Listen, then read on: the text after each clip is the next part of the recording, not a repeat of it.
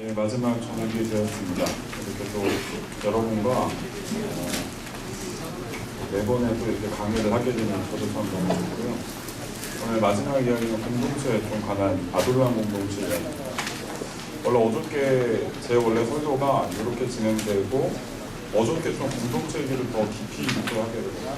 원래 보통은 제가 5번의 설교를 하면 중간에 혈루병 걸린 여인 스토리 한번 하고 네 번째 날에 아비가일 이야기하면서 이제 공동체로 쫙 들어가는데 어떻게 하나님이 중간에 딱 끊으셨어요. 그래서 여러분에게 필요한 것이 공동체보다는 좀 이렇게 희망과 소망을 갖는 것이구나 생각이 들고요. 그러나 제가 목회를 사역을 계속하면서 느끼는 게 뭐냐면 개인적으로 느끼기에는요. 제가 기도를 제 기도의 스승들한테 배운 지 한 10년이 된 것 같은데요. 제가 사역자로서 매일 기도하지 않습니까? 난 사역자니까.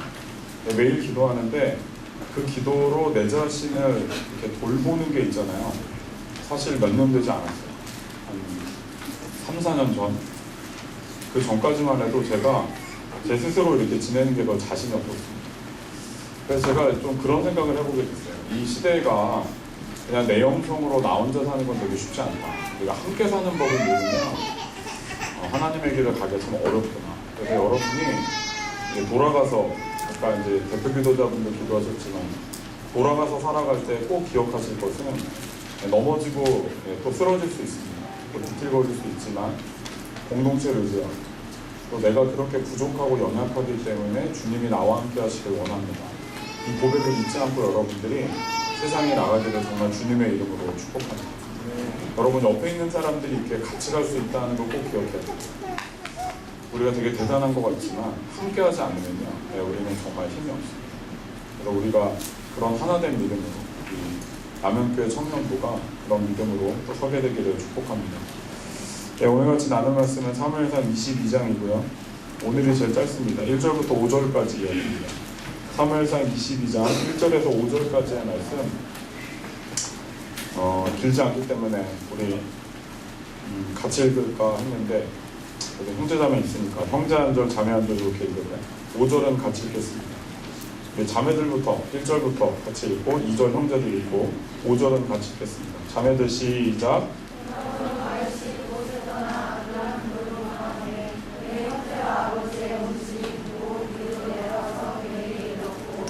갈라떠난 모든 자와 비친 모든 자와 마음이 원통한 자가 다 그에게로 모였고 그는 그들의 우두머리가 되었는데 그와 함께한 자가 400명 가량이었더라. 다윗이 거기서 모압 기스를 가서 모압 왕에게 이르되 하나님이 나를 위하여 어떻게 하실지를 내가 알기까지 나의 부모가 나와서 당신들과 함께 이야기를 청하나이다 하고 부모를 인도하여 모압 왕에게 나아갔더니 그들은 다윗이 요새에 있을 동안에 모압 왕과 함께 있었더라. 같이 선지자 갓이 다윗에게 이르되 너는 이 요새에 있지 말고 떠나 유다 땅으로 들어가라. 다윗이 떠나 헤레스풀에 이르니라. 아멘. 오늘의 본문의 다윗은 우리가 17장에서 보았던 그 골리앗을 무너뜨렸던 영웅이 아닙니다. 사무엘에게 기름 부음을 받고 그 다음에 이제 점차로 이렇게 천부장, 군대장관, 그 다음에 이제 왕의 부마가 되지만 지금 본문에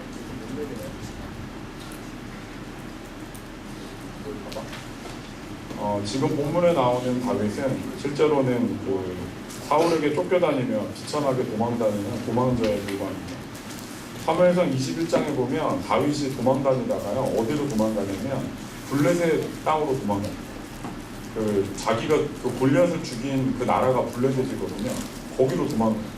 왜냐하면 도망갈 데가 없습니다. 사울을 피해서 도망갈 데가 없다고 생각했는데 문제는 뭐냐면 거기 갔는데요. 내가 다윗이라고 그러니까 그 아기스, 그때 이제 블레셋의 왕이 아기스였는데 아기스 왕의 주변에 있던 신하들이 뭐라 그러냐면 저게 다윗이냐. 저게 다윗이면 우리 민족의 가장 큰 골칫거리 아니냐죠. 그 얘기를 듣고 다윗이요 깜짝 놀라요. 여기서 나를 그렇게 환대해주는 분위기가 아니고요. 그러니까 다윗이 어떻게 하냐면 그 순간을 모면하기 위해서 그 왕궁의 문 있죠. 거기다가 이렇게 침을 질척거려요. 미친 척 하는 거죠. 그래서 거기다 침을 막 질질 묻히니까 아기스 왕이 미친놈이 없어요. 이런 놈 데려왔냐고 빨리 내쫓으라고. 그래서 도망을 가게 됩니다. 다윗의 지금이 가장 비참한 시기입니다. 자신의 가장 친한 친구와 떨어지게 되죠. 네. 아내와도 헤어집니다. 왕의 그 딸이었던 다말과 결혼했는데 이거 갖고는 왕의 분노가 해결되지 않았습니다. 지위가 박탈되었죠. 심지어는 가족도 이 유다 가문이 굉장히 유력한 가문이거든요. 유다에게서부터 하나님의 어떤 예수 그리스도의 씨가 나오잖아요. 이게 다윗의 씨가 거기서 나오게 된 게 굉장히 유명한 가문인데 실제로 이때는 그 사울 왕이 베냐민 지파였기 때문에 이런 지파 갖고는 뭐 어떻게 대볼 수가 없었습니다.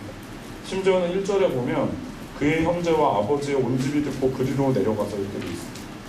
자기 혼자 도망다녔는데 이제는 부모님도 이 사울의 계속적인 압박에 못 이겨서 가족들이 함께 그 형제 8명, 자기를 어린아이 취급했던 엘리압부터 시작해서 형제의 모든 형제들과 부모님이 다 이 아둘람 굴러오게 된 것 같습니다. 약간 하울링 나는데 좀만 내려주시면 좋겠습니다. 아마 가족들은요 다윗을 되게 원망했을 겁니다. 괜히 그 골리앗 죽여가지고 괜히 사울의 눈밖에 나가지고 너 때문에 우리 가족 다 지금 말아먹게 생겼다. 아마 이렇게 얘기했을 겁니다. 얼마나 사울을 괴롭혔는지 오늘 본문 5절에 보면 이 도망자 다윗에게 이렇게 가족들이 왔잖아요. 여기서 또 도망갑니다. 네, 그 이야기가 나와 있습니다. 우리 인생에도요 이렇게 인생 가운데 보면요 어려움과 힘든 일이 있습니다. 아까 낮에 저를 찾아왔던 친구 이야기를 들어보니까 지금 공부를 하는데 굉장히 어려운 상황에 막 처해져 있더라고요. 여러분의 인생 가운데도요 앞으로 지내다 보면요 분명히 어려운 일이 없잖아요. 감당할 수 없는. 제가 작년에 저랑 아주 신대원을 같이 다닌 거룩한 빛 광성교회에서 이렇게 학생으로 있었던 친구가 신대원을 갈 때 저랑 같이 갔어요. 제가 신대원 때 늦게 가가지고 거기서 이제 같이 앉아있던 친구 몇 명이랑 한 친구랑 한 전도사랑 하여튼 신대원에서 엄청 재미있게 놀고 3년 동안 공부를 같이 열심히 했거든요. 그 친구가 광성교회에 있던 자매와 이제 둘이 결혼을 했어요. 자매는 연상이었고 이 친구랑 하여튼 되게 행복하게 살고 있었는데 작년 초에 암이 발견했어요. 유방암 말기라는 걸 알고 있어요. 아이를 둘을 낳았는데 젖을 먹이다가 젖에서 검은 물이 나오는 게 된 거예요. 그래서 급하게 병원을 갔더니 병원에서 이제 유방암 말기 판정을 했어요. 근데 이 말기보다 더 위험한 건 뭐냐면 이게 퍼진 건데 이게 어디까지 퍼졌나 봤더니 거의 온몸이 다 퍼진 거예요. 몇백 원은 뼈부터 시작해서 폐와 간과 안 퍼진 데가 없을 정도. 그 전도사가 이제 저랑 같이 저희 이제 몇 사람이 같이 카톡방에서 기도 제목도 나누고 한 달에 한 번씩 만나 이렇게 서로 기도 제목 나누고 서로 삶을 쉐어하거든요. 그래서 아직도 기억이 나요. 이 친구가 이렇게 카톡방에 울면서 올렸던 그 글이 아직도 기억나요. 형, 엑스레이인가 MRI 찍는데 그 암이 검은 점으로 이렇게 나온대요. 근데 그걸 봤는데 우리 안에 온몸이 다 까매. 머리 위에 빼고는 다 까맣다. 나 어떻게 해야 돼? 작년 말에 장례식을 치르고 아이가 둘이 있는데 6살과 4살짜리 아이. 4살짜리는 뭔지도 잘 모르지만 6살짜리 아이는 다 우니까 눈치 보고 있는 것들 장례식에 가서 보면서 진짜 너무너무 많아요. 어떻게 해줄 수도 없고 정말 막 고민을 많이 했습니다. 우리 인생에요 참 어려운 일들이 있습니다. 감당하기 참 어려워요. 아직 여러분이 나이가 어리지만 이제 좀 더 나이가 들게 되면 인생의 어려움 가운데 닥치게 될 것입니다.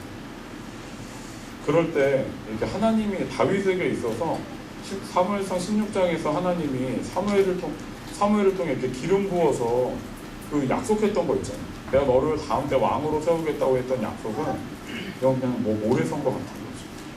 그냥 거대한 파도가 같이 예쁘게 쌓아놨던 모래성을 다 엎는 것처럼 다윗이 오늘의 본문의 상황이 바로 그런 때라고 할 수 있습니다. 그런데 2절에 보면요 굉장히 많은 사람들이 오게 됩니다. 도망다니던 다윗에게 사람들이 이렇게 몰려들고 있습니다. 여기가 어느 곳이냐면 여기는 아둘람이라고 하는 곳인데요. 여기는 가드와 이거는 이제 블레셋 지역이고요. 베들레헴 중간에 가드 남동쪽 한 14km 지점입니다. 이게 이 당시 영토로 볼 때 이 땅은 유다 땅이긴 한데 이 땅이 이렇게 쓸모가 없는 땅이었기 때문에 그냥 버려진 땅이었어요. 유다 땅이긴 하지만 실제로는 이방인들도 왔다 갔다 하는, 그래서 별로 왔다 갔다 하지 않아요. 나중에 성서 고고학자들이 여기를 탐색하다가 뭘 보게 되냐면 사람들이 한 200~300명 정도 들어갈 수 있는 거대한 불들이 이렇게 석회한 불들이 있다는 것들을 보게 됩니다. 그래서 아마 몇백 명의 사람들이 잠시간 머무르게 괜찮은 곳이 여기 있었던 것 같습니다. 아둘람의 뜻이 뭐냐면요, 피난처, 보호자라는 뜻입니다. 왜 이 사람들이 여기 모였을까? 오늘 본문의 이야기로 이제 들어가려고 합니다. 사무엘상 21장에서 블레셋에게 자신을 의탁하려다 두려움을 느껴 도망간 다윗이 미친 척하고 쫓겨납니다. 다윗이 머리를 짜내서 있잖아요. 적군의 나라에 자기를 의탁하려던 계획이 실패합니다. 다윗의 두 번째 방법은 뭐냐면 22장 3절입니다.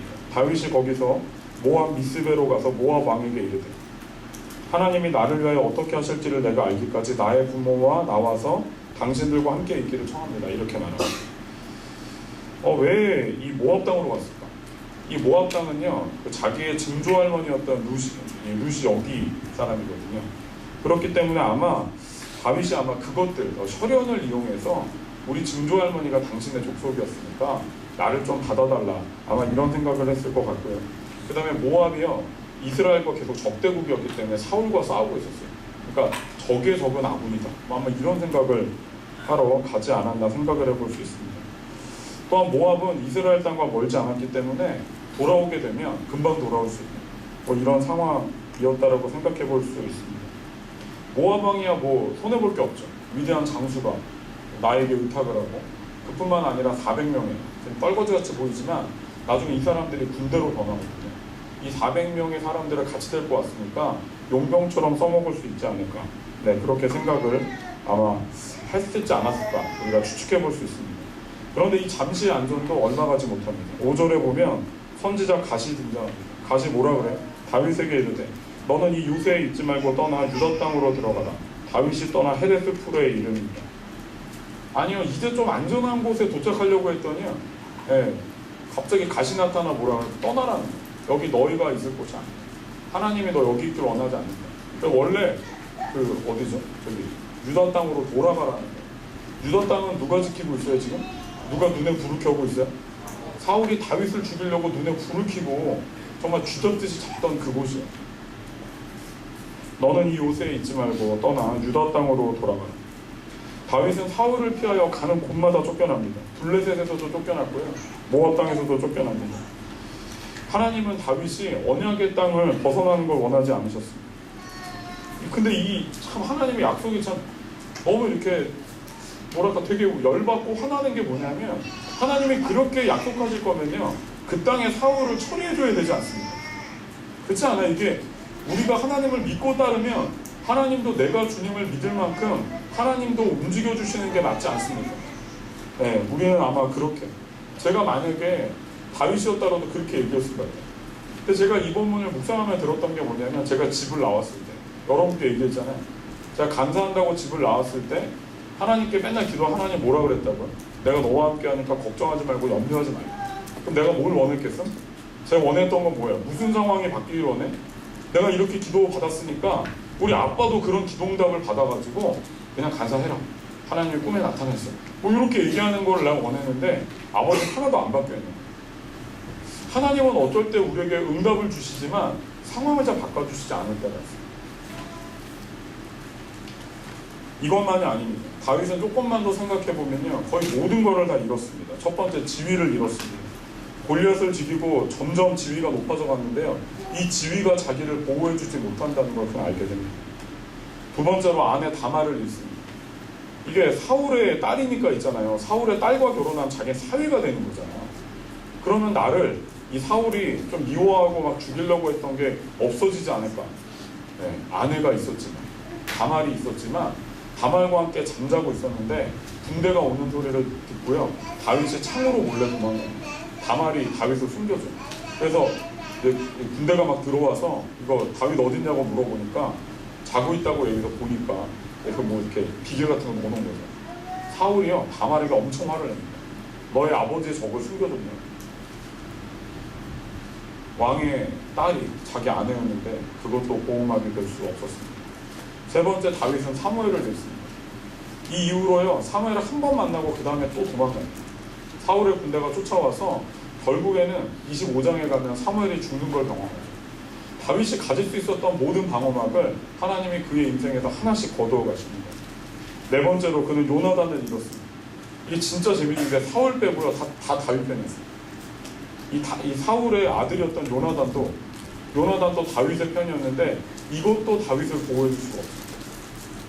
너무 황당한 일이죠. 20장에서 요나단과 헤어진 다윗은 다시는 요나단을 만나지 못해요. 이게 요나단과의 마지막 만남이었어요. 그리고 그 요나단도 사울의 분노에서 다윗을 건져낼 수 없었습니다. 제가 보기에 다윗의 마지막 이 방어막은 자존심이었습니다. 그래도 내가 하나님의 사람이고 내가 당당하게 내 인생을 살았지. 이게 언제 무너져요? 21장에서 그 아기스 앞에서 미친 척하면서 그 많은 블레셋의 그 고관대장 앞에서 미친 척하며 쫓겨났을 때 다윗이 갖고 있던 마지막 자존심이 바닥에 떨어지게 됩니다.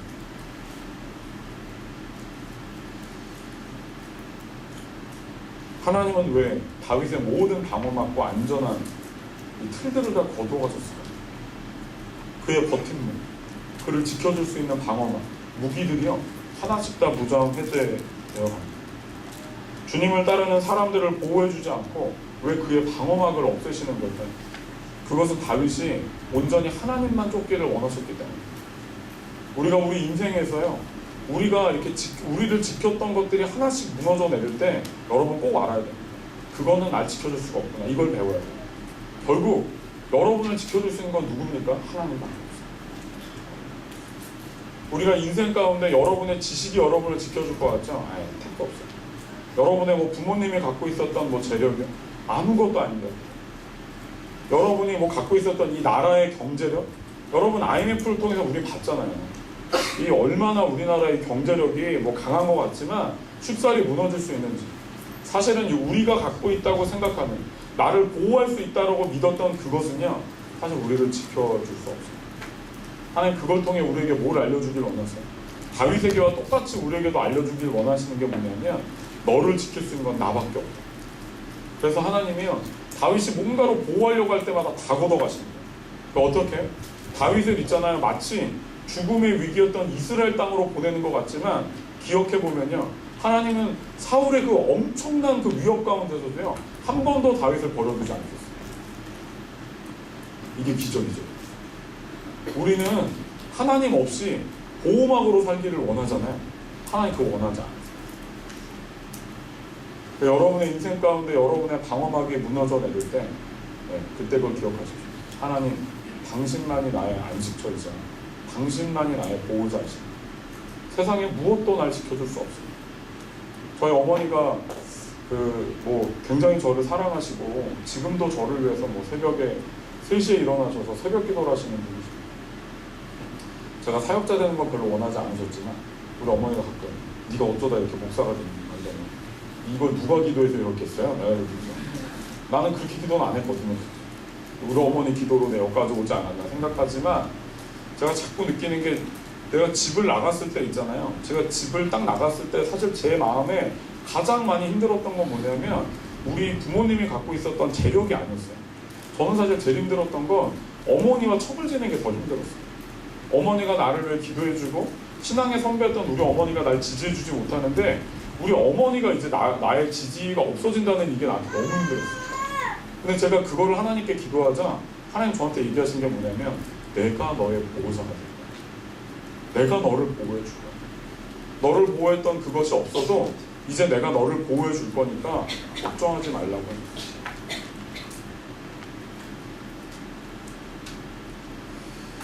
많은 사람들은 고난이 오면요 그 고난을 지나가게 해달라고 이야기합니다. 근데요 어떤 고난은 받아들여야 돼요. 왜냐하면 그 고난을 통해서 우리 하나님을 더 알아갈 수 있기 때문에. 인생에 어려움이 있으니까 때가 오는 거예요. 하나님이 나를 통해 일하실 때가 오는 거예요. 그때 포기하고 낙심하는 것이 아니라 하나님을 붙잡으며 달려가야 됩니다. 다윗이 참 이게 기특한 사람이에요. 이 꼬마아이가 이때도 20세가 채 안 됐을 거거든요. 근데 이 다윗이 있잖아요. 그 모압 땅에 와갖고 좀 안정감을 누리는데 갓선지자가 나와서 돌아가라 그러니까요. 군말 없이 돌아갑니다. 그러니까 군말 없이 돌아가요. 힘들고 어려웠겠지만 하나님이 자기를 지켜줬다는 그거 믿고 있잖아요. 눈엔 안 보여요. 눈은 안 보여요. 눈에 보이려면 어떻게 해야 돼? 내가 사울 죽였어 오늘 밤. 그러니까 들어가. 우린 이걸 원하잖아요. 하나님은 그걸 원하시는 게 아니라 하나님을 믿고 그 위험 가운데 들어가는 걸 원하십니다. 여러분이 돌아가서 해야 될 게 그거예요. 여러분은 가서 기도 그렇게 하실 거거든요. 하나님 요거의 문제를 해결해주면 내가 주님께 헌신하며 나가겠습니다. 네, 하나님 그렇게 하시지 않습니다. 하나님 뭘 원하세요? 그 문제가 해결되지 않았지만 내 인생 주님께 드립니다. 하나님 나를 책임져 주십시오. 그리고 내가 주님의 길 걸어갑니다. 그러면 홍해가 열릴 거예요. 요단강을 이렇게 갈라지는 기적을 이스라엘 백성이 경험했을 때 언약궤를 맸던 사람들이요, 그 언약궤를 맸던 제사장들이 그 요단강에 발을 디뎌야 됐어요. 그런 생각 안 해보세요? 이렇게 막 손을 내뻗고 이런 거 안 하고 그냥 이스라엘 백성이 다가가면 홍해가 알아서 갈라지고, 여리고성 근처 가면 여리고 확 무너지고 얼마나 편해. 모든 게 다 이렇게 자동으로 되면, 우리 요즘에 이렇게 자동화 시대잖아요. 자동화 시대. 하나님이 자동적으로 움직여주길 원하시잖아요. 제가 얘기했죠. 하나님이 그렇게 역사하시지 않는 이유가 뭐라고요? 여러분의 뭐 때문에? 여러분의 믿음 때문에. 하나님이 원하시는 건 여러분이 하나님을 신뢰하며 살아가는 그 믿음의 삶을 배워야 되기 때문에 여러분의 삶이 쉽게 해결되지 않습니다. 그 고난의 상황 가운데 하나님을 붙드시기를 축복합니다. 그러나 하나님이 다윗을 이런 사지로 모는 것처럼 여겨졌을 때 다윗을 그냥 여기로 몰지 않으시고요, 아둘람의 공동체를 주셨습니다. 이 공동체는 하나님만 따르는 공동체, 다른 것들을 의지하는 공동체가 아닙니다. 다윗이 있잖아요. 골리앗을 죽였을 때 사람들이 모였다면 그건 다윗의 힘으로 만든 공동체. 근데 지금은 다윗이 쫓겨다니는 그런 와중에 있는 사람입니다. 그런 사람을 쫓아왔기 때문에 다윗이 하나님밖에 따르지 않으면 그 나머지 모든 사람은 하나님을 보며 따르게 됩니다. 하나님이 이 다윗에게 아둘람 공동체를 주셨습니다. 여러분의 인생 가운데 의지하고 있던 것들이 벗겨질 때 하나님께 감사하셔야 돼요. 하나님, 내가 그걸 의지했다는 걸 이제야 깨닫습니다. 버리고 주님 따르기 원합니다. 솔로몬이 그렇게 탁월했던 지혜자가 그 지혜를 의지해서 망합니다. 이걸 꼭 기억하셔야 돼요. 우리의 무기라고 생각했던 것이 어느 순간인가 하나님이 손을 내미시면 그분의 손에 놓여져 있어요. 왜? 우리 그거 의지하기 때문에.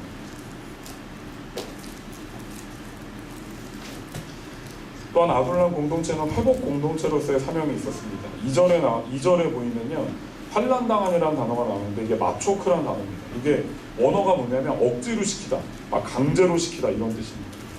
그러니까 환난당한 사람이란 뭐냐면 이 사울의 폭정 아래 원하지 않는 일을 막 했던 사람, 막 억울하게 살았던 사람을 말할 수 있습니다. 또 마음이 원통한 사람, 빚진 자 이런 사람이 있습니다. 이 부당한 막 세금이나 체주의 강압적인 고리대금 때문에 경제적으로 막 눌린 사람들, 우리 시대에 되게 많잖아요. 마음이 원통한 자, 이게 이 원통하다라는 이 단어는 자녀가 없어 고통스러운 한나라는 여인이 있죠. 사무엘의 어머니. 이 그때 표현된 단어가 이 마음이 원통하다는 뜻이에요. 그러니까 너무 이렇게 막 힘들었대. 자기 인생 가운데 막 자기를 엄청 괴롭혀서 막 억울하고 원통함이 막 하늘에 사무친 사람들, 이런 사람들이 사울을 도망쳐 다윗에게로 오게 되었습니다. 이 아둘람 공동체는요, 개판이에요. 개판. 쉽게 말하면 이 사람들은 용사들이 아닙니다. 이 사람들은 막 억울하고 힘들어가지고 막 다윗에게 그나마 의지하는 사람들. 이 사람이 얼마나 어이가 없는 인간들이냐면 사무엘상 마지막에 가면요, 그러니까 다윗 때문에 자기 모든 걸 잃게 되자 다윗을 죽이려고 돌덩이를 듭니다. 내리치려고. 근데 그때 다윗이 정신을 차렸다는 이야기가 성경에 나와요. 그러니까 이 사람들이 틀리면 다윗도 죽일 사람입니다. 그런 사람들이 사울에게 도망쳐 다윗에게 왔어요. 그러니까 굉장히 원망스럽고 막 억울한 사람들. 제가 개척교회를 한 4년 정도 돕다가 나왔는데, 여러분 교회를 개척할 때는 어떤 사람들이 모여야 되는지 아세요? 되게 정서적으로 좋은 사람들이 많이 와요. 그래야 이제 더 많은 사람을 담아낼 수 있기 때문에. 다윗의 이 개척교회는요, 이 초장부터 이 망조예요, 망조. 여기는 정말 제가 이렇게 이 본문을 묵상하다가 이게 개척교회라면 이 교회는 시작하자마자 망하는. 왜? 담임 목사를 엄청 괴롭히는 사람들이 너무 많아요. 진짜 막 이 사람들을 데리고 뭔가 시작하면 안 됩니다. 그런 사람들이 400명이나 있었는데요, 다윗이요, 이 사람들을 돌려보내는 게 맞지 않습니까? 야, 나는 니네 미친 거 아니야? 지금 나도 힘들어 죽게, 나 혼자 도망가기도 바빠 죽겠는데 내가 니네를 데리고 어떻게 가냐고. 니네 얼굴 봐라. 니네 얼굴에 썩었어 막. 니네를 데리고 내가 지금 어떻게 이걸 하겠냐고 막 이렇게 말해야 되는데요. 모든 방어막이 다 제거된 다윗이요. 이들을 쫓아보내지 않습니다. 하나님은 찢겨진 다윗에게 뭉개지고 찢겨진 사람들을 보내십니다. 이전에 다윗은 사무엘의 기름 부음 받은 자였고 군대 장관이었고 천부장이었고 왕의 사위였고 왕자의 절친한 친구였습니다. 그래서 다윗은요 자기가 높은 자리에 있을 때 이렇게 낮고 막 억울한 사람들에 대해서 알지 못했어요. 그러니까 자기가 찢겨지고 나니까 자기가 고통받고 나니까 자기를 따라왔던 여전히 이들도 상처받고 어려운 사람이지만 이들을 데리고 하나님의 나라를 이끌어갈 소명을 다윗이 갖게 되었다는 게 되게 중요해요. 하나님이 원하시는 게 뭐냐면요 이런 공동체 건강하고 괜찮게 돈 많고 문제가 하나도 없는 사람들의 공동체가 아닙니다.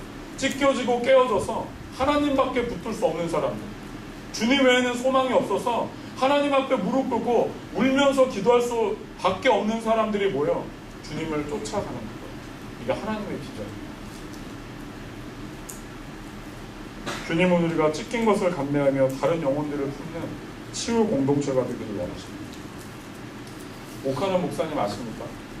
정말 우리나라에 제가 보기에는 정말 존경받아 마땅한 몇 분이 있다면 그 중에 한 분이라 생각하는데요. 이분이 1978년에 교회를 개척합니다. 강남 은평교회였어요. 81년에 사랑의 교회로 교회 이름을 바꿉니다. 개척 초기였습니다. 주일 예배를 보는데요. 낯선 여성이 들어왔습니다. 작은 키에 볼품 없는 얼굴이었어요. 맨 뒷자리에 손다시피 앉아 설교를 들었습니다. 설교를 들으면 고개를 끄덕이고 눈물도 글썽였어요. 그리고 예배가 끝나면 서둘러 사라졌습니다. 매주 그렇게. 이 옥 목사님이 한 성도가 100명 정도 될 때 그 성도가 맨날 이렇게 낡은 한복을 입고 오는 걸 보고 근데 되게 예배 때 은혜를 받는데 끝나면 금방 사라지는 그분을 어떤 분인가 궁금했다는 이야기를 들은 적이 있습니다. 몇 번 그분을 만나려고 하는데 계속 실패합니다. 몇 달이 지났어요. 겨우 그 나가는 여성도 손을 붙잡고 도대체 어디 사시냐고 제가 신방가겠다고 이야기합니다. 며칠 후에 그 집을 찾아갔더니 엄청 의리의리한 양옥이었습니다. 옥 목사님이 깜짝 놀랐습니다. 고개를 갸우뚱하던 옥 목사님이 집 안으로 들어갑니다. 알고 보니까 이 여성이요 그 집의 주인이 아니라 입주 가정부라는 걸 알게 됩니다. 주일 낮 예배를 위한 외출만 허락되고 나머지는 허락받지 못한 마침 그날이 집주인이 자리를 비우는 날이었습니다. 거실에 앉기가 어색해서 옥 목사님이 신발을 신은 채 현관 마루에 걸터 앉아 그 여인의 이야기를 했습니다. 이혼과 자살 예배, 양잿물 이렇게 자살하려고 양잿물을 마셨는데 이게 식도가 녹아가지고 후유증으로 계속 고통받은 이 여인의 삶, 오랜 식모살이와 고통과 눈물로 뒤범벅된 그 여인의 사연을 듣습니다. 옥 목사님이 자신의 책에서 눈물 없이는 들을 수 없는 일생이라고. 시간이 갈수록 교인의 수가 늘어납니다. 개척 후 7개월이 지나자 100석 규모의 교회가 모자라서 서초동 진흥아파트 옆으로 교회를 옮깁니다. 교회가 점점 커져가자 강남의 부유층과 인텔리, 화려한 사람들이 늘어납니다. 그와 함께 사랑의 교회를 처음 개척했던 가난한 사람들이 교회를 떠나가기 시작했어요. 옥 목사님이 그들을 만날 때마다 제발 교회를 떠나지 말아달라고 그 얘기했다는 이야기가 나오죠. 소매를 붙들고 눈물로 하소연했는데요. 그 사람들이 이렇게 말했죠. 이 교회는 우리 같은 사람들이 몸담기에 너무 부담스럽다. 목사님도 사랑하고 교회도 사랑하는데 우리 같은 신세가 기댈 만한 교회가 아닌 것 같다. 죄송하다며 떠나갔습니다. 그 처음에 개척할 때 멤버들이 막 파출부, 노동자, 그 다음에 구멍가게 이렇게 주인 이런 사람들이었어요. 그래도 아까 말했던 그 여인이 촌스러운 한복을 계속 다려입은 채 꿋꿋하게 성도들 사이로 나왔습니다. 표정도 밝아졌고 집사도 됐습니다. 강남의 기려성 같은 교인들 사이에서 기죽지 않고 신앙생활을 했습니다. 그러다 어느 날 부엌에서 설거지를 하다 쓰러집니다. 병원에서 받은 약봉투를 들고 옥 목사님 집을 찾아가는데 그 길로 그녀가 몸 좀 눕습니다. 그 길로 며칠 뒤에 옥 목사님 집에서 옥 목사님 품에서 세상을 떠납니다. 40세 초반의 젊은이. 옥 목사님이 그분의 책에서 이렇게 말합니다. 내 인생에 가장 기억에 남는 선교였다. 왜냐하면 사랑의 교회를 처음 세울 때 목회 방향에 이 사람이 있습니다.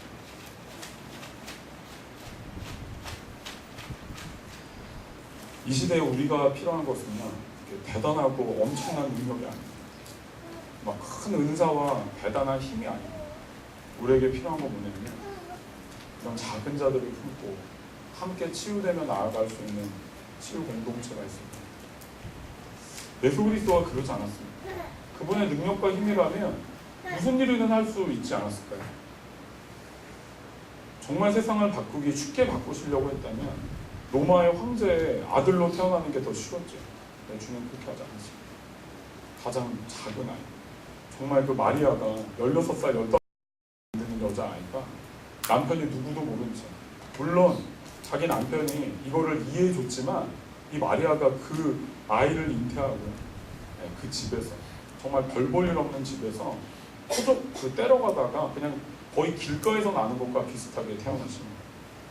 예수님이 왜 이 땅에 오셔서 약자와 연약한 자를 붙드셨는지 아십니까? 주님의 마음입니다. 우리가 이 땅을 지내며 꼭 기억해야 됩니다.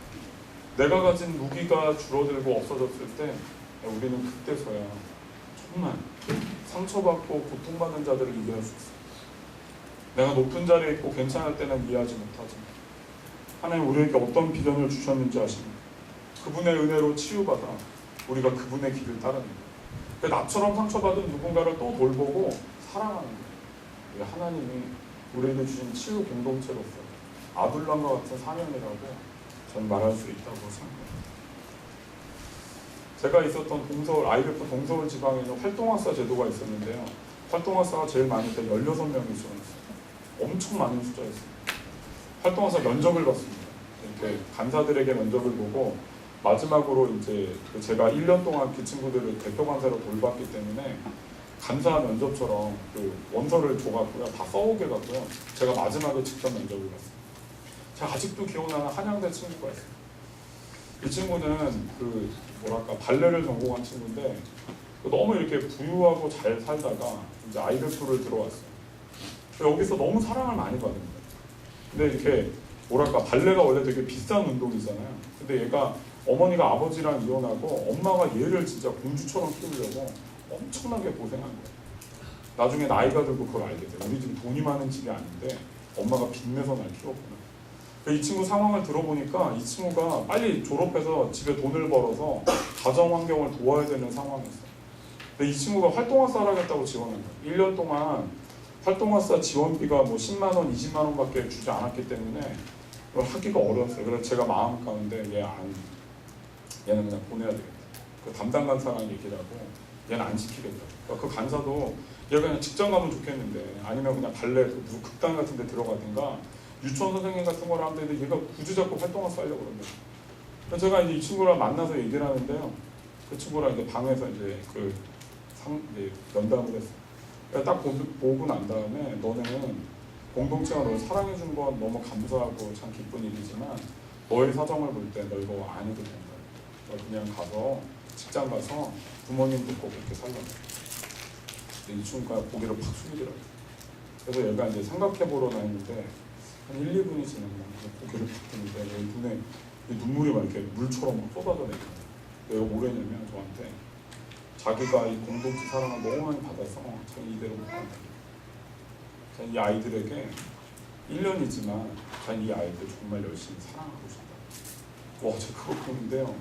얘한테 하지 말라는 얘기를 못하겠다. 내가 이런 마음을 갖고 있는데 내가 감히 얘한테 하라고 그랬어. 1년 동안 있잖아요. 자기가 막 아르바이트 할 수 있는 거 해가지고 자기 후배들 막 먹이고 막 수련회비 대주고 이렇게 하고 1년을 마치고 활동학사를 그만뒀어요. 활동학사 그만둘 때 제가 진짜 많이 칭찬했거든요. 얼마 지나서 제가 소개해준 형제와 교제하게 되고 결혼 작년에 줄을 씁니다. 지금 되게 잘 살고 있어요. 이 친구를 생각할 때마다 그런 생각이 들어요.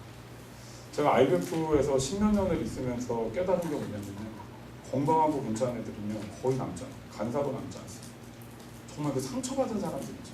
그런데 사랑받아가지고 너무 애타는 그 고마운 마음을 가진 애들만 이 공동체 사역자로 있습니다. 하나님의 나라는 그런 자들일 것입니다. 여러분들이 찢기고 상처받은 거 괜찮습니다. 이곳에서 많이 사랑받으십시오.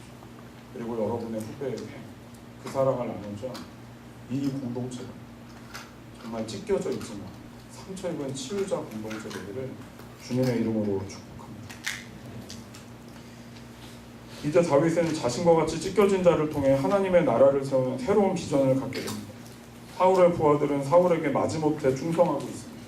사울이 어떻게, 다윗이 나가고 난 다음에 어떻게 했냐면 높은 단위에 자기가 올라가요. 거기서 자기 밑에 부하들을 전부 베냐민 지파로 다 바꿉니다. 자기가 베냐민 지파라 자기 측근으로 바꿉니다. 높은 단위에 거기 사울이 올라앉아가지고요, 단창을 들고 회의를 진행해요. 이게 뭔지 아시겠어요? 수틀리면 다 죽어. 내 말대로 안 하면 얘네 다 죽어. 이렇게 폭정으로 통치하고 있습니다. 여기서 하나님의 비전이 있지 않습니다. 그런데요, 다윗을 따라왔던 자들은 그들은 몰랐겠지만 하나님을 온전히 따랐던 이 다윗 때문에 새로운 왕국이 걸릴 때는 기초도리어 이들을 통해 세워지고 있다는 걸 이들은 아마 몰랐을 것입니다. 사무엘하 23장에서 8절부터 39절까지 보면요, 위대한 다윗이 왕이 되고 난 다음에 다윗의 위대한 용사들의 이야기가 나옵니다. 사무엘하 23장이니까 나중에 읽어보세요. 대단한 사람이 엄청 많습니다. 그 요셉 바세벳이라고 하는 사람은 세 사람의 용사 가운데 우두머리인데 전쟁 중에 혼자 800명을 죽여요. 정말 괴물 같은 인간이죠. 두 번째 3인의 우두머리인 아비새는 혼자 300명을 죽입니다. 또 여기 나오는 분야야라는 사람은 제가 그저께 얘기했네요. 함정에 빠진 사자를 내려가서 사자를 때려 죽여요. 거길 왜 내려가, 거기? 위에서 찔러 죽이면 되는데 거길 굳이 내려가서 사자를 쳐 죽여. 참 이상한 놈들이죠. 이렇게 엄청난 사람들의 용사들이 있잖아요. 이 다윗의 이 나라를 세운 이 공신들의 이름의 목록을 하는데 제가 갑자기 왜 이 얘기를 하냐면요, 여기 나오는 이 사람들의 대부분들이 아둘람 사람들이기 때문에 비전이 깨어진 시대를 살고 있던 찢겨진 자들, 정말 나라가 무너져서 소망을 갖고 살아가지 못했던 그 사람들이 다윗을 따르면 새로운 소망을 갖고 나라를 세우는 자들이 된 거예요. 예전에 그들은 패배자였고 원망하는 자였고 핍박받는 자였는데요, 다윗이란 지도자가 그 찢겨진 마음으로 그들을 이끌어갔고요, 새로운 나라를 건립하는 주춧돌을 세우고 있다는 게 이게 오늘의 본문의 이야기입니다. 그래서 우리는 실패자로 와 있지만 하나님을 믿는 이 공동체 안에서 승리자로 이것을 걸어나가게 될 것입니다. 우리는 절망과 낙심으로 이곳에 와서 처음엔 시작을 그렇게 왔지만 우리가 함께 기도하며 주님의 비전을 바라볼 때 우리는 비전을 가진 자로 이 땅 가운데 나가게 될 것입니다. 우리는 가진 것이 아무것도 없이 빈손으로 이곳에 왔지만 이 공동체와 함께 하나님의 나라를 향해 나아갈 때 우리에겐 하나님이 주신 은혜가 가득 찬 이 세상을 살아가게 되는 비전, 이것이요 다윗이 갖고 있던 아둘람의 새로운 나라의 비전이었습니다. 제가 여러분의 며칠 동안의 이야기 가운데 저희 청년부 이야기를 했잖아요. 저희 청년부가요, 처음에 재정헌금을 했을 때 어떻게 시작했냐면요, 저희 공동체에 부모가 없는 남매가 있었어요. 근데 이 자매가 이 담석에 걸렸는데 이게 뭐가 안 돼가지고 보험이 안 되고 이래가지고 수술비가 한 200만 원 나오게 생긴 거예요. 근데 돈이 없었어요. 하나도 없었어요. 그래서 제가 공동체 사랑하는 걸 계속 얘기했기 때문에 작년 초에 450만 원 헌금하고 난 이후에 얘 돕자고 그래서 돈을 모으기로 했어요. 근데 돈을 모았는데 리더들 20명이 돈을 모았는데요, 300만 원이 거쳤더라고요. 그렇게 수술비 내주고 한 150만 원 정도 남았어요. 그래서 그거 가지고요, 제가 허브펀드라고 이름을 지었어요. 아직도 있습니다. 이 허브펀드가 지금까지 헌금한 게 한 2,700만 원? 그 정도 돼요. 제가 애들한테 얘기했어요. 우리는 우리 서로를 지킨다. 우리가 약하고 무너질 때 우리는 서로를 지탱한다. 그래서 있잖아요, 같이 헌금을 걷거나 이렇게 할 때마다 다 같이 동원해서 헌금하고 그것들을 통해 약자를 도와주고 그 사람이 거기서 좀 일어나는 것들을 경험하게 했는데요, 정말 너무너무 놀라운 일이 많이 일어났어요. 비전이 없는 사람들, 이렇게 공부를 하고 싶은데 돈이 없어서 못하는 사람 허브펀드에서 지원해주기로 해갖고요, 막 지원을 해주고 있었어요. 3달 전에 한 자매 둘이 저를 찾아왔어요.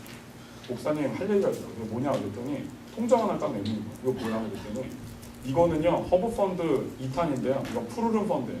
이게 뭐야 그랬더니 자기네 둘이 직장 다니는 둘이 돈을 계속 모은 거야.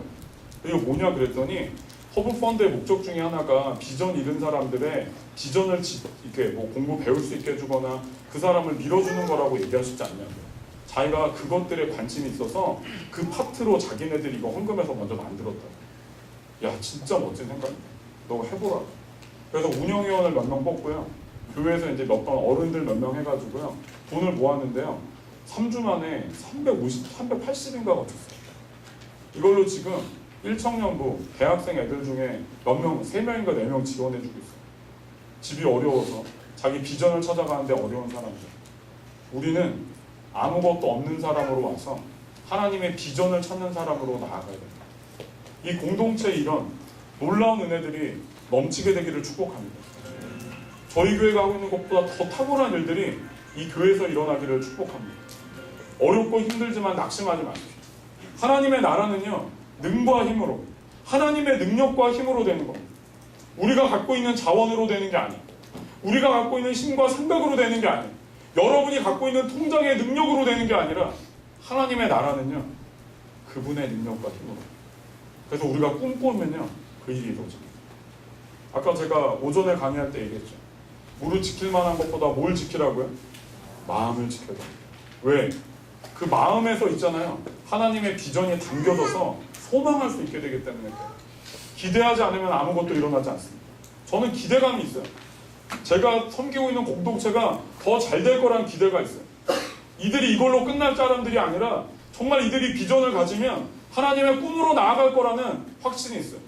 하나님 말씀하시면요, 불러다가 직장을 나오라 그러기도 하고 다른 길로 너 가야 된다고 얘기하기도 하고 말하지만 그들이 따랐을 때 진짜 하나님이 인도하시는 걸 저도 보면서요, 하나님 살아있고 이 안에서 그런 꿈들이, 새로운 나라를 향한 주님의 꿈들이 이루어지게 되기를 주님의 이름으로 축복합니다. 네 번째, 이 공동체는 하나님의 임재가 회복되었습니다. 여기에 이제 아비아달이라고 하는 사람이 있습니다. 이 아비아달은 21장에 보면 아히멜렉이라고 하는 제사장이 나오는데요. 노비라고 하는 곳에 이 제사장이 살았는데 다윗이 사울을 피해 도망가서 이 노비라고 하는 성에 도착합니다. 거기 제사장의 가족들이 살고 있어요. 도피성인 것 같아요. 근데 이 아히멜렉에 여기 딱 도착해서 아히멜렉에게 그 무교병 떡을 받고요. 그 다음에 골리앗의 칼을 받아 떠납니다. 근데 그 얘기를 사울이 듣고요. 아히멜렉의 욥성에 딱 도착해요. 그래서 뭐라 그러냐면 니네가 다윗을 숨겨줬냐.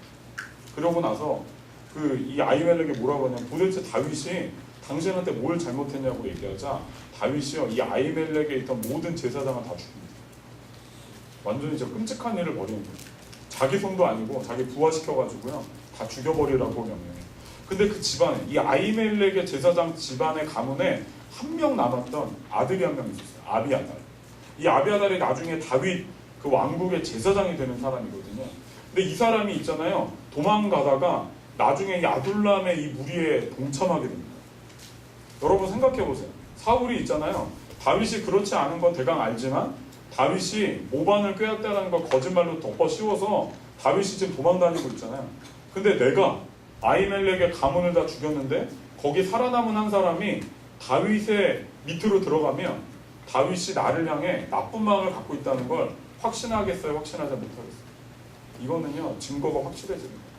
그러니까 다윗이 아비아달을 이렇게 쉽게 받아들이면 안 되는데요. 다윗이요, 아비아달을 받아들여요. 너희 가문이 나 때문에 명령했다. 그러니까 나와 함께 하자. 아비아달을 데려갑니다. 근데 놀라운 게 뭐냐면 이 아비아달이 있잖아요.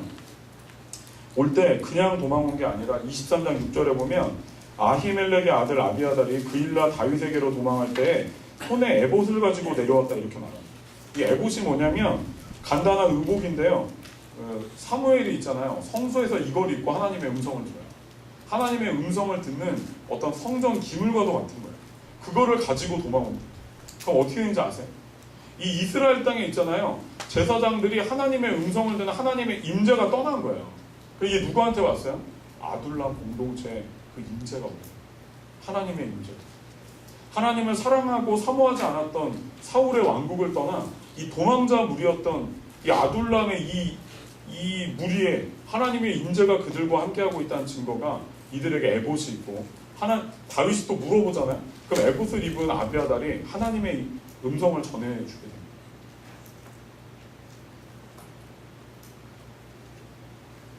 우리가 부족하고 연약하지만 우리가 믿는 공동체는요, 하나님의 임재가 있는 공동체입니다. 하나님이 함께 하시는 공동체. 우리는 되게 약해. 근데 하나님이 우리와 함께 하셔서 아무도 우리를 깔볼 수 없어요. 왜? 하나님이 우리와 함께 하시기 때문에. 성경의 이야기를 보면요, 전쟁을 통해서만 하나님의 영광을 드러내지 않습니다. 이삭 아시죠? 이삭이요, 아브라함이, 자기 아버지 아브라함이 죽고 난 다음에 이렇게 이 우물을 막 팝니다. 근데 누구죠? 아비멜렉이 그 지역의 왕인데, 지역 왕의 밑에 있던 목동들이 그 우물을 뺏어가버려요. 이삭이 싸우지 않고요, 그 다음 우물을 또 팝니다. 근데 우물이 또 터져 나와요. 여러분, 이 당시에 이 목축하던 사람들에게 우물이 터져 나오는 건 기적이에요, 기적. 두 번째 우물이 터져 나오자 그 목동들이 있잖아요. 아비멜렉의 목동들을 또 뺏어가 버립니다. 이삭이요, 세 번째로 지역을 옮겨서 세 번째 우물을 또 파는데요, 우물이 또 터져 나와요. 그랬더니 이제 아비멜렉이 어떻게 해요? 아비멜렉의 군대 장관을 이끌고 이삭에게 어떻게 하냐면, 야, 내가 보니까 너 하나님이 너와 함께 하시는 거야. 와, 이제 우리랑 너랑 조약을 맺자. 이삭이 그때 말합니다. 너의 목동들이 우리의 우물을 2개나 뺏어갔다. 너 모르냐? 그랬더니, 아, 미안한데 내가 잘 몰라. 미안해. 이게 이 지역의 왕이 있잖아요. 원래는 이 지역의 왕이 떵떵거리고 이삭이 굽신거려야 되는데, 이 이삭이 있잖아요. 하나님의 임재를 갖고 있으니까 사람들이 쫄고 있어요. 왜? 쟤는 뭐든지 잘 돼요. 쟤를 건드리면 안 될 것 같아. 쟤를 있잖아, 건드리면 큰일 날 것 같아. 왜? 쟤는 하나님이 함께하고 있거든. 이 임재가 우리에게 있어요. 우리가 이 세상을 살아갈 때 똑같이 미워하고 똑같이 막 싸우고 똑같이 때리고 욕하고 그러면 안 됩니다. 왜? 우리가 씨름하는 건요, 혈과 육이 아니에요. 우리가 씨름하는 건 하나님의 임재를 통해, 하나님이 함께 하시는 걸 통해 이 세상이요, 우리에게 무릎 꿇게 돼 있어요. 어떻게 해야 돼? 하나님의 방법으로 나가셔야 돼. 인간적인 막 내 힘과 막 그냥 남들 속여먹을 때 같이 속이면 안 됩니다. 남들이 다 비리를 저지를 때 여러분은 비리를 저지르시면 안 돼요. 뭘로 씨름해야 돼요? 하나님이 나를 인도하시는 거예요. 막 그런 거 있잖아요. 막 이렇게 다 뇌물 갖다 바쳐. 그럴 때 여러분이 하나님 앞에 바른 게 무엇인지 보고요, 그거를 돌아봐야 돼요.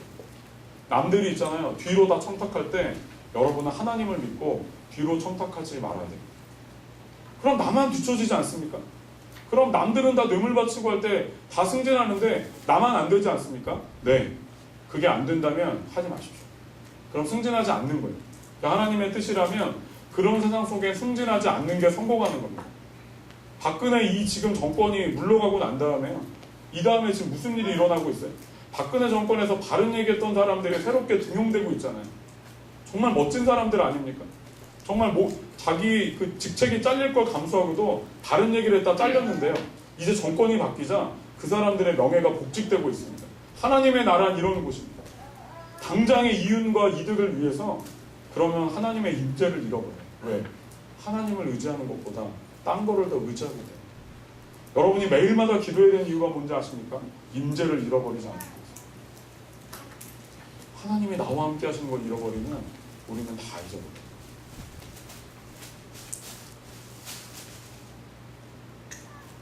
여러분의 주변에 좀 그런 믿음의 삶을 좀 고백하시길 특별히 부탁드립니다. 저희 교회 청년들한테 얘기하는 건데요, 여러분께 전화가 오는 이렇게 상담소, 뭐 이렇게 상담 전화나 이런 거 있잖아요. 아니면 뭐 이렇게 뭐 가입하시겠습니까? 이런 거 할 때요, 좀 잘 들어주시면 좋겠어요.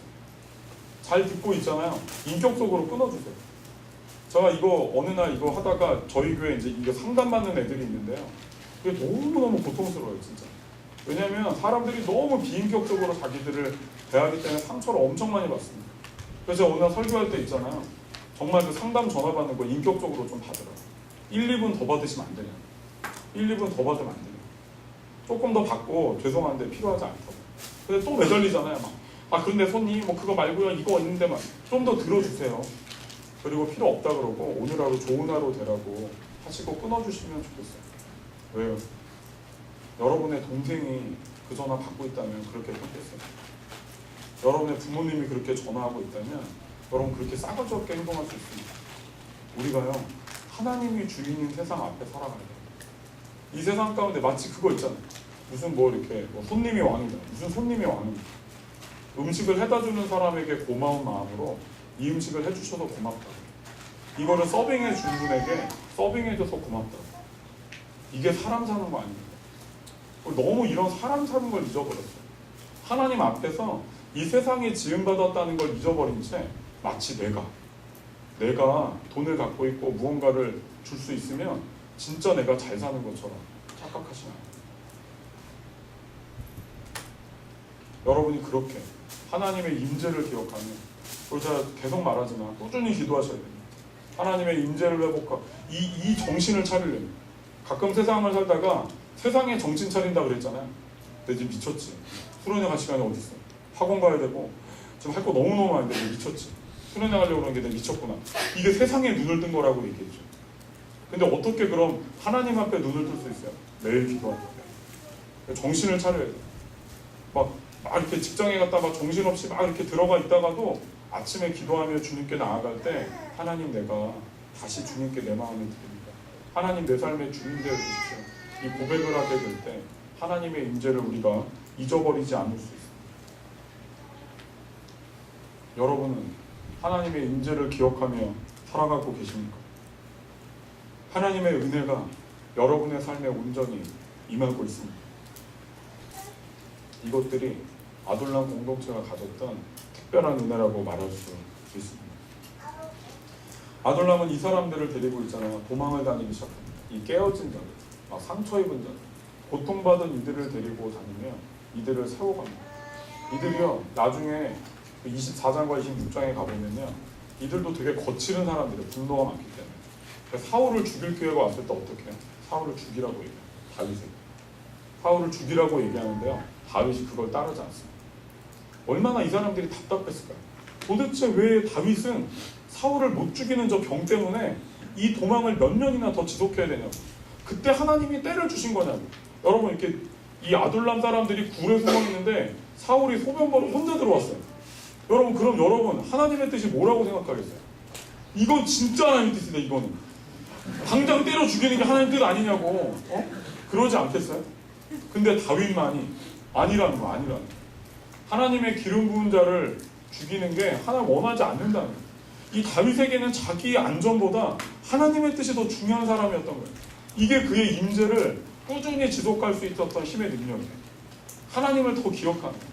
인간적인 생각으로 살아가는 걸 내려놓고 하나님의 뜻이라면 정말 어떻게든 붙잡고 살아가려고 노력하는 것, 이게 그의 인생을 변화시켰던 능력이라는 것들을 기억해요. 돌아가서 뭐 해야 돼? 하나님 뜻대로 진짜 살아봐야 돼. 제발 뜻대로 살아봐. 경험해야 돼. 그래서 진짜 하나님 역사하시는구나. 아까 우리 사모님이랑도 좀 얘기했는데, 진짜 하나님의 은혜를 베푸세요. 하나님이요, 죽으라는 법은 없어요. 막 경제가 어려우면 또 다른 은혜로 이렇게 채워주시고요. 또 무슨 또 다른 게 또 어려우면 하나님이 또 다른 은혜로 막 채워주십니다. 이게 하나님을 믿을 수 있는 힘이라는 걸 꼭 기억하셔야 됩니다. 제가 예전에 있었던 오늘 이 다윗의 공동체를 얘기할 때, 저는 광운대와 산업대를 맡은 간사였는데요. 6년 차까지 간사를 캠퍼스를 맡고 있어요.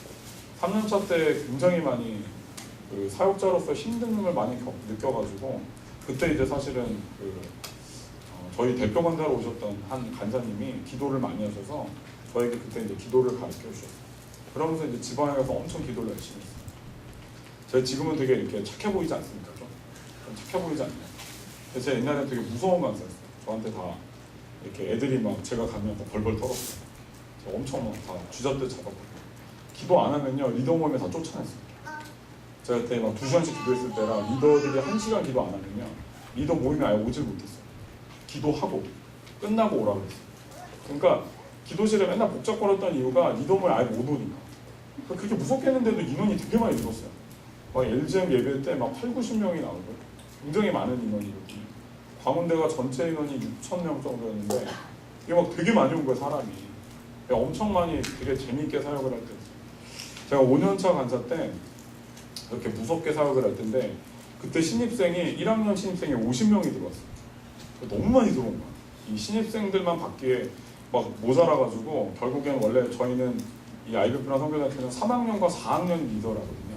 1, 2학년은 멤버, 2학년은 이제 리더할 예비 리더들, 3, 4학년이 다 리더예요. 근데 3, 4학년 리더라고도 리더가 이제 부족해가지고 2학년 애들을 데리고 이제 리더를 시켰던 때가 제가 5년차 간사였을 때였어요. 근데 그때 이제 새신자가 막 오면 몇 명씩 오면 이제 리더가 다 맡고 있었으니까 그 다음에 오는 1학년 새로 온 애들은 다 이제 2학년들한테 이렇게 맡겼어요. 근데 어느 날 이제 저희 예배 때 화요일날 예배를 드렸는데 화요일날 예배 때 그 이제 신입생 애들이 막 오는데 신입생이 그때도 한 3명이 4명이었어요. 요 3, 4명을 2학년들한테 나눠줬는데 한 명인 여자애가 남았는데 이게 되게 얼굴이 좀 예쁘장한 애 딱 보면 눈에 확 띄는 애 있죠. 그런 애 한 명이 남은 거예요. 얘가 이제 불신자라는 거야. 그래서 얘 누구 해주지 그러는데 저 멀리서 갑자기 2학년 남자애가 막 달려오는 거예요. 달려갖고 제가 맡겠다. 뭔가 이상했는데 너무 바빴기 때문에 그래 그럴까? 뭐 이러고 이제 너무 걔한테 맡겼어. 근데 한 2주가 지났는데 예배 안 나오는 거 둘이.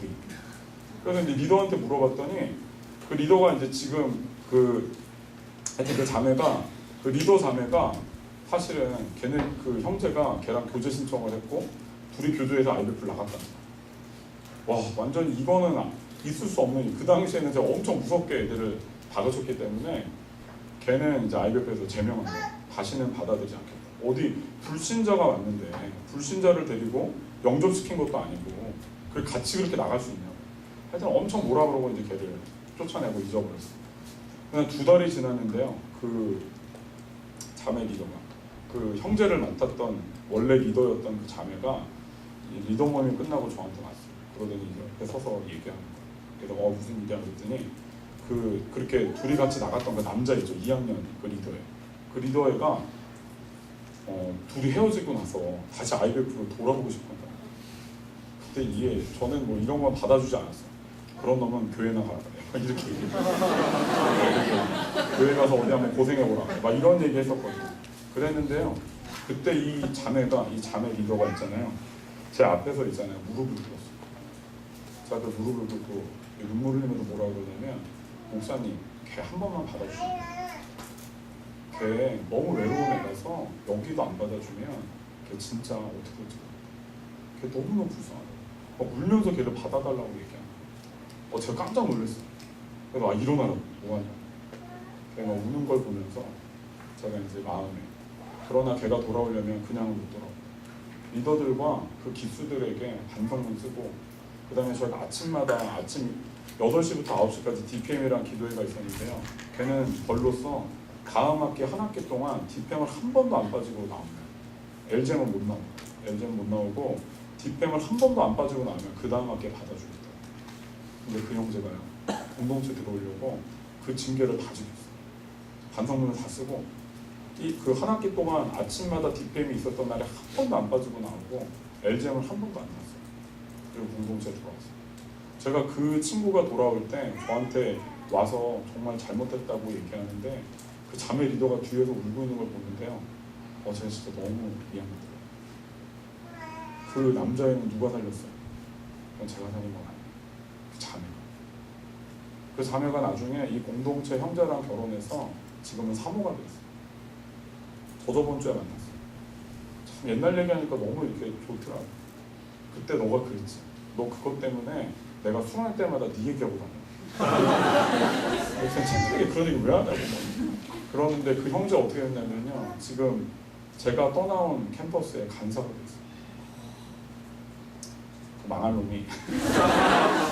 그때는 불신자를 데리고 그렇게 갔더니 그 녀석이 공동체 남아가지고 제 후임 바로 후임은 아니죠. 나이 차이가 좀 나가지고 제 후임은 딴 친구에게 맡겼는데 그 딴 친구 밑에서 이 친구가 자라가지고 지금은 캠퍼스에서 강사하고 사역을 하고 있어요.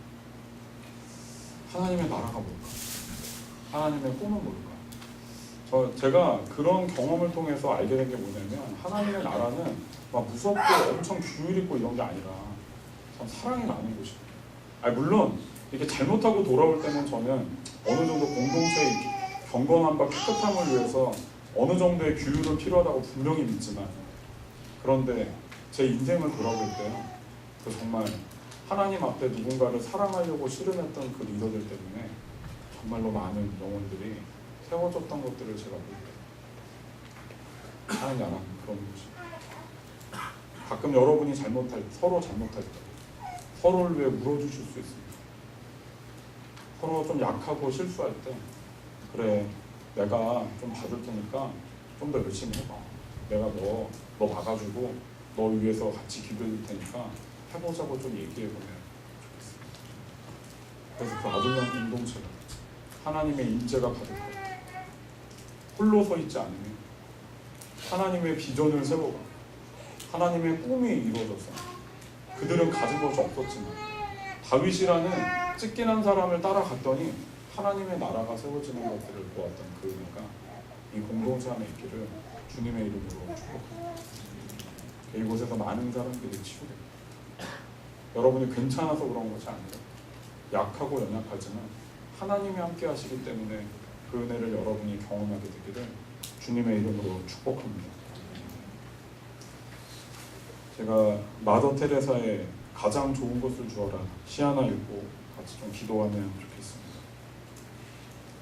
마더 테레사의 가장 좋은 것을 주어라는 시인데요, 제가 공동체 설교할 때마다 이 시를 꼭 읽습니다. 여러분도 한번 찾아보셔도 좋고 나중에 꼭 몇 번 묵상해 보시면 좋겠습니다. 사람들은 불합리하고 비논리적이고 자기중심적이다. 그래도 사랑하라. 당신이 선한 일을 하면 이기적인 동기에서 하는 거라고 비난받을 것이다. 그래도 좋은 일을 하라. 당신이 성실하면 거짓된 친구들과 진짜 무서운 적을 만날 것이다. 그래도 사랑하라. 당신이 정직하고 솔직하면 상처받을 것이다. 그래도 정직하고 솔직하라. 당신이 여러 해 동안 만든 것이 하룻밤에 무너질지도 모른다. 그래도 만들라. 사람들은 도움이 필요하다면서도 도와주면 공격할지도 모른다. 그래도 도와주라. 세상에서 가장 좋은 것을 주면 당신은 발길로 차일 것이다. 그래서 가진 것 중에서 가장 좋은 것을 주어라. 같이 기도하시겠습니다. 이 시간에 기도할 때 하나님 이 공동체와 함께하여 주십시오. 하나님, 저는 혼자 버텨낼 자신이 없습니다. 우리가 함께할 때 내 옆에 있는 사람들과 우리 목사님과 리더들과 이 길을 함께 갈 때 이 공동체의 성령의 기름 부으심이 충만하게 하여 주시고 하나님의 비전이 이곳 가운데 세워지게 하여 주시며 주님만 붙들고 나아가도록 우리와 함께 하여 주십시오. 나는 연약하지만 주님은 강하시고 나는 부족하지만 주님은 충만하시고 나는 힘이 없지만 주님은 강하시고 주님을 믿고 나아가는 공동체대로 도와달라고 우리 같이 기도하기를 소원합니다. 같이 기도하죠.